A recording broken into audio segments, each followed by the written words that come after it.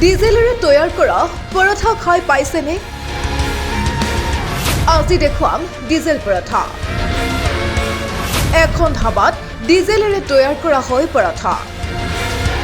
Social মিডিয়াত ইতিমধ্যে viral হৈ পৰিছে এই ভিডিঅ'।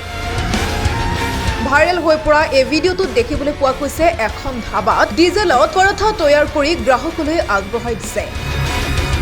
এই ভিডিঅ' ক্ৰমান্বয়ে ভাইৰেল হৈ পৰাৰ লগে লগে ক্ষোভিত হৈ পৰিছে ছ'চিয়েল মিডিয়া ব্যৱহাৰকাৰীসকল।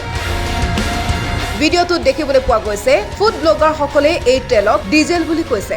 उसको तवे के ऊपर अच्छे से गर्म करके पराठे को डीजल के अंदर फ्राई करके আৰু পৰঠা বিক্ৰেতাই কৈছে যে যদিহে আপুনি এই পৰঠা এবাৰ খায় তেনেহ'লে বাৰে বাৰে খাবলৈ মন গৈ থাকিব।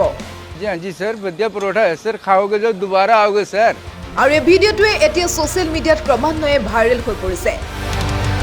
ভাইৰেল ভিডিঅ'টো দেখি ছ'চিয়েল মিডিয়া ব্যৱহাৰকাৰীসকলে এই পৰঠাক লৈ সমালোচনাও কৰা দেখিবলৈ পোৱা গৈছে। এণ্টাৰটেইনমেণ্ট ডেস্ক, প্ৰতিবিম্ব লাইভ।